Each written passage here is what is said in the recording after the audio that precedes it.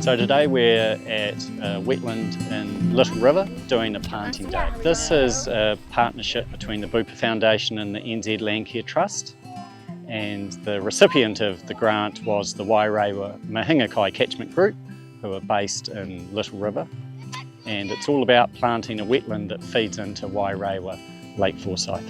It's great to get the community involved in a project like this.